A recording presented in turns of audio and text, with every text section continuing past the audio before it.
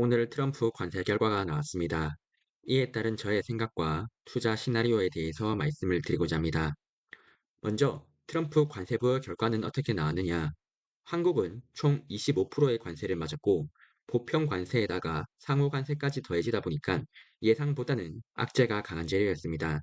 그런데 호재라면은 베센트 재무부 장관이 나와가지고 앞으로 보복 관세만 없다면 관세를 더 이상은 올리지 않겠다라고 말을 했습니다.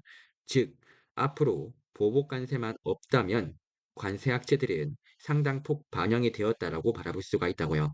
따라서 투자자 입장에서 지금 중요하게 바라봐야 되는 핵심 포인트들을 요약하자면 이런 겁니다. 어제 트럼프가 관세를 예상보다 강하게 부여를 하면서 주식시장이 크게 하락을 했습니다. 그런데 지금 트럼프가 관세를 부여하면서 했던 발언들이 어떤 거냐면 앞으로 관세를 더 올리지 않을 수 있습니다. 근데 조건이 있죠. 관세 보복이 없으면입니다. 즉, 앞으로 우리가 바라볼 때 트럼프의 관세 악재가 사라졌는지를 바라보기 위해서는 관세 보복을 할 것이냐 안 할 것이냐 이거를 분석을 하면 되고 해당 내용에 대해서도 제가 분석을 했습니다. 두 번째로는 만약에 관세 보복 악재가 터지는 바람에 성장이 나빠진다라고 해보죠. 이렇게 성장이 나빠지면은 그냥 연준이 나서가지고 금리를 내려줘도 됩니다. 그리고 만약에 이렇게 금리를 내려준다라고 했을 때 지금 시장의 기대감들은 연내 세 번의 금리 인하를 외치고 있다라고 바라보시면 됩니다. 그러면 정말로 연내 3회의 금리 인하가 가능한지 이 여부를 지금 저는 뭘로 판단을 할 거냐면 연준의 논문들을 분석을 함으로써 연내 3회 금리 인하가 가능할지 여부들을 한번 체크를 해볼 것입니다. 그리고 만약에 첫 번째 반등 포인트 또는 두 번째 반등 포인트에서 우리가 원하는 답변들이 나온다면 반등 또한 가능할 수 있다는 겁니다. 그래서 첫 번째 반등 포인트에서 반등을 할 것인지 두 번째 반등 포인트에서 반등을 할 것인지 이 내용에 대해서 체크를 해보는 것이죠. 먼저 오늘 당장 반등하는 조건이 있습니다. 바로 무엇이냐면 앞으로 관세 보복이 없다라고 생각을 하면 됩니다.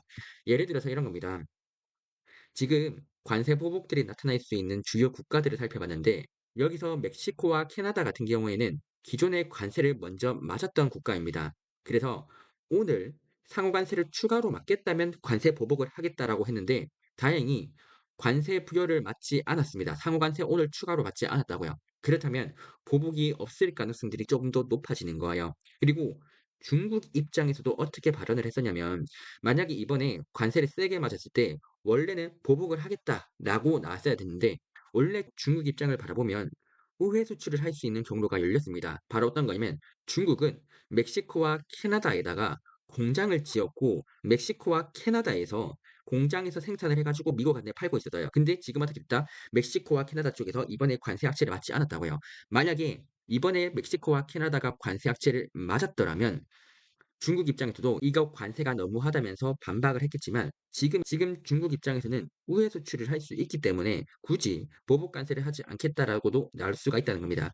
그런데 유럽 입장에서는 별로 좋은 게 없습니다. 그냥 악재만 있어요. 그래서 유럽 혼자서 보복을 해야 되는데 유럽 혼자서만 보복을 하게 됐을 경우에는 독박을 쓰고 수출 경쟁력에서도 밀릴 수가 있기 때문에 이 부분들은 조심을 해야겠죠. 결국에 핵심 포인트가 관세 보복을 할 수 있는 네 곳의 국가 중에서 세 곳 정도가 지금 중립을 펼칠 가능성들이 높다는 겁니다. 그리고 이런 흐름들을 바라봤을 때 저 같은 경우에는 생각보다 관세 보복들이 세지 않을 가능성들이 높다라고 저는 생각을 하는 거예요. 이해되시죠? 제가 바라봤을 때는 멕시코와 캐나다 입장에서는 관세 보복을 할 필요가 없고 중국 입장에서도 우회 수출이 가능하기 때문에 굳이 보복을 할 필요가 없고 유럽 쪽에서는 보복을 한다라고 했을 경우에는 혼자서 관세 독박 쓰게 되고 경쟁력이 밀릴 수가 있겠죠. 그렇기 때문에 관세 보복을 굳이 안 할 수도 있겠네라고 하는 흐름들이 보인다는 겁니다. 그리고 만약에 이런 식의 흐름들이 정말로 맞다면 오늘 당장 5,400포인트에서 반등을 해야 돼요. 오늘 당장 반등을 해주는 게 가장 베스트 시나리오고 오늘 지금부터 반등을 해서 대략적으로 5,800포인트까지 반등을 해주는 게 긍정적인 시나리오다라고 볼 수가 있을 것 같아요. 그런데 만약에 이 시나리오들이 틀린다라고 한다면 어떤 문제점들이 발생을 하느냐? S&P 기준으로 5,200포인트에 도달할 수가 있습니다. 제 시나리오가 틀릴 가능성이죠.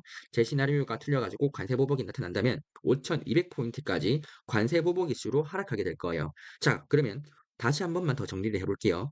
지금 주식시장은 관세 악재로 인해서 하락을 했는데 만약에 여기서 반등을 하려면 앞으로 관세를 내린다는 이슈가 나오면 됩니다. 그리고 이러한 식의 조건들은요.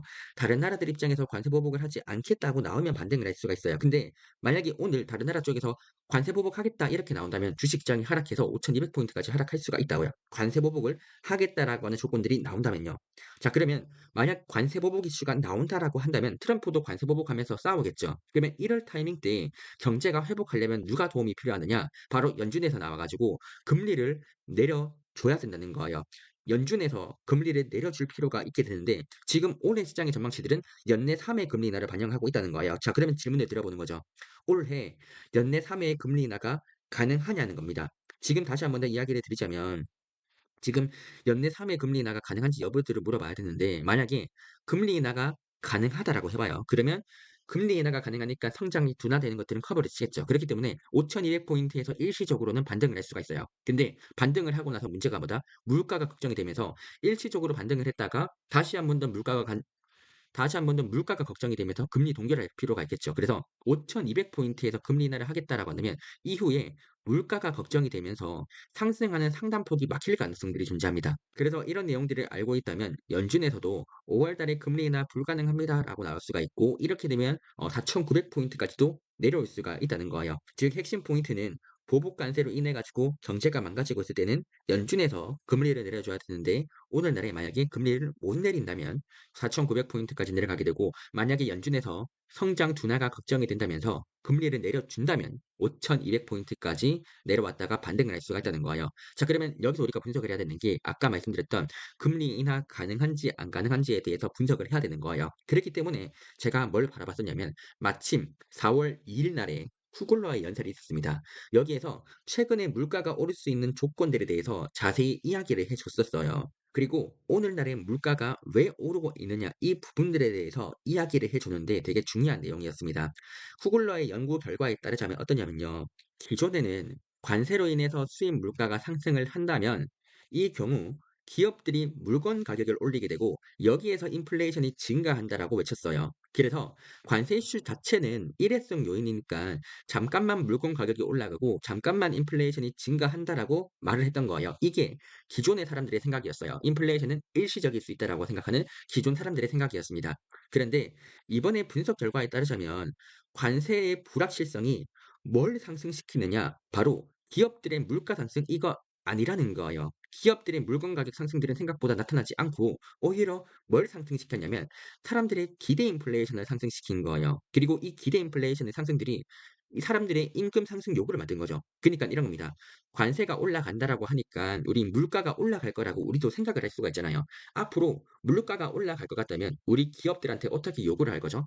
야, 지금 관세 이슈 봐봐라. 관세가 지금 물가 올릴 것 같은데 이렇게 되면 나 생활 못하니까 임금 올려줘라고 하면서 임금 상승 요구를 크게 한다는 겁니다. 그래가지고 지금 발생하는 게 뭐다?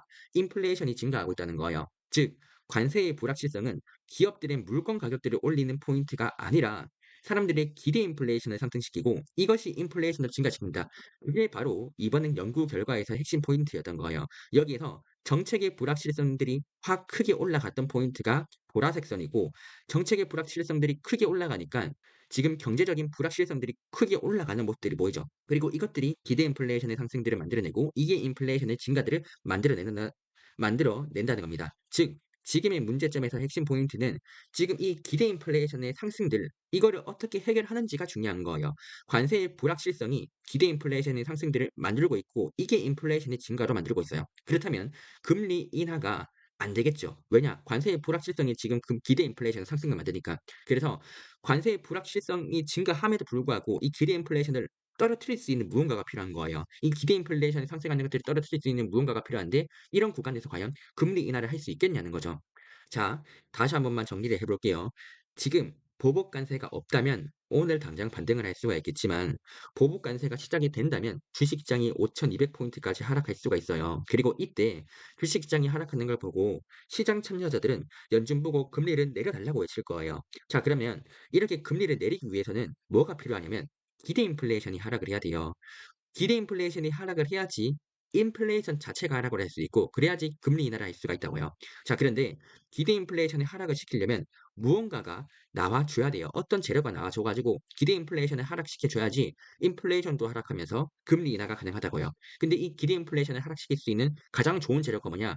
트럼프의 불확실성들이 해소가 되는 거예요. 자, 그런데 보복 관세 이슈가 나온다면 불확실성 해소가 안 돼요. 트럼프도 관세를 내려준다라고 한다면 오히려 여기에서 기대 인플레이션의 하락까지 만들어주고 인플레이션도 하락하니까 금리 인하까지도 가능한 거야. 그래서 이번에 보복 관세가 없고 트럼프가 관세를 내려준다라고 한다면 이거는 패드 풋에다가 게다가 트럼프 풋까지 동시에 나타날 수 있는 환경이기 때문에 어찌 보면 반등폭이 되게 강할 수도 있는 재료예요. 뭐가 없다면 보복 관세가 없고 트럼프 입장에서도 관세를 내려주겠다라고 한다면 반등폭이 매우 강해질 수가 있다고요. 근데 만약에 보복 관세가 나온다면 트럼프도 보복을 할 거예요. 그렇기 때문에 첫 번째 재료가 말이 안 되겠죠. 그러면 이럴 때 필요한 건 뭐다? 기대 인플레이션이 상승할 수 있는데 이 기대 인플레이션을 하락시킬 수 있는 어떤 강력한 재료가 필요해요. 그게 뭐냐? 바로 주식시장이 크게 망가지는 거예요. 주식시장이 망가져가지고 경제가 망가질 거라는 이 기대감들이 압도적으로 강해지게 되면 그러면 기대 인플레이션 하락할 수가 있는 거예요. 관세 이슈에도 불구하고 경제가 심각하게 망가질 것 같다면 기대 인플레이션이 하락합니다. 그러면 인플레이션 하락이 가능해질 수 있겠죠. 그러면 이 과정에서 패드 푸시라고 하는 게 나오는 거예요. 경제가 정말로 망가질 것 같다라고 할 때 패드 푸시 나오게 되고 그러면 경제가 정말로 망가지면서 주식 가격들이 폭락할 때 우리는 주식을 주워 담아야겠죠. 이 구간들은 대략적으로 4,900포인트가 된다는 거예요. 즉 조건들이 지금 많아요. 모든 시나리오에 대해서 다 말씀드리고 있는 거예요. 트럼프 관세로 인해 가지고 지금 주식 시장이 하락을 했습니다. 그리고 지금의 주식 시장들은 악재들을 꽤 상당 반영을 했고 이제 남은 건 보복 관세에 대한 불확실성입니다. 그리고 저는 보복 관세가 생각보다는 없을 수도 있기 때문에 개인적으로는 5,400포인트에서 반등할 가능성들이 꽤 있다라고 생각을 해요. 그런데 제 예상이 틀릴 수도 있잖아요. 제 예상이 틀린다면 지금 연준에서 나와줘 가지고 금리 인하를 해주면서 경기를 받쳐줘야 돼요. 그래서 금리 인하가 가능하다라고 하면 5,200포인트에서 반등을 할 건데 아까 우리가 알아봤다시피 관세의 불확실성이 기대 인플레이션을 상승시켜 가지고 금리 인하가 안 될 수도 있어요. 그러면 4,900포인트까지 하락을 하는 거예요. 이해되시죠? 그래서 지금 포인트들은 총 세 가지가 있습니다. 오늘 당장 반등하는 시나리오, 그리고 오늘 반등을 못한다면 5,200포인트에서 반등하는 시나리오, 이것도 안 된다면 4,900에서 반등하는 시나리오, 이 세 가지 포인트가 있다라고 체크를 하시면 돼요. 자, 그러면 저의 행동과 생각들은 어떠하느냐? 지금까지의 모든 내용들이 정리가 되면 그냥 어쩔 수 없이 자연스럽게 투자 전략이 나올 수밖에 없어요. 그러니까 이거는 제 생각에 의해서 움직이는 게 아니라 지금까지의 시나리오들을 봤다면 저의 행동들은 그냥 정답이 정해져 있는 거예요. 오늘은 제 입장에서는 비중 조절에 들어가야 되는 입장인 거예요. 왜냐? 채권의 비중들이 지금까지 많았기 때문에 비중 조절에 들어가야 됐던 입장입니다. 그리고 5,400포인트 여기에서 반등할 수가 있잖아요. 그리고 반등을 한다면 반등 폭도 꽤 셀 수 있어요. 그렇기 때문에 오늘 일단은 반등하는 게 제일 좋고 그리고 반등할 수 있는 모멘텀들도 꽤 있긴 합니다. 왜냐? 보복 관세를 할 수 있는 게 4개의 국가가 있다고 했었죠. 멕시코, 캐나다, 중국, 유럽이에요. 근데 멕시코, 캐나다, 중국 입장에서는 보복 관세를 하지 않을 가능성들이 높아졌고 유럽 쪽에서 보복 관세를 하겠다라고 외쳐야 되는데 유럽 쪽에서 과연 보복 관세를 혼자서 할 수 있겠냐는 거죠. 혼자서 못한다라고 했을 때는 오히려 그냥 협상하자라고 나올 수가 있고 이렇게 될 경우에는 관세의 불확실성들이 해소가 되고 관세의 불확실성이 해소가 되면 어떻게 된다? 금리 인하도 가능해지겠죠. 그렇기 때문에 오늘 반등하는 게 가장 베스트 시나리오고 가능성들도 꽤 만들어지긴 졌습니다. 그래서 반등할 수도 있어요. 근데 제 예상이 틀릴 수도 있겠죠. 그렇기 때문에 오늘 막 올인하겠다 이런 거 안 되고 분할로 매수를 할 수밖에 없는 거예요. 근데 만약에 오늘 만약에 매수를 했다가 하락한다면 그때는 어떻게 될 거냐? 4,900에서 5,200포인트까지도 하락할 수가 있다는 거예요. 자, 그러면 여기에서는 5,200에서 살지 4,900에서 살지를 설정을 해야 되는데 5,200포인트에서 사겠다라고 한다면 5월 달에 금리 인하가 가능해야 됩니다. 근데 제가 바라보기에 5월 달에 금리 인하가 가능할 것이냐는 상황에 따라서 달라요. 사람들의 심리들을 읽어야 돼요. 만약에 5,200포인트까지 하락을 하는데 5,200포인트까지 하락을 하면서 사람들의 기대 심리가 박살나는 거예요. 주식시장이 5,400에서 5,200까지 하락했는데 막 경제가 망가질 것 같고 나라가 멸망할 것 같고 그러면 기대 인플레이션이 하락하게 돼서 금리 인하할 수가 있습니다. 근데 5,200포인트까지 하락을 하는데 야 경제가 생각보다 좋은 것 같아. 앞으로 주식시장 반등할 것 같아. 이렇게 낙관적인 시나리오가 나온다면요. 5,200에서도 반등을 못 해요.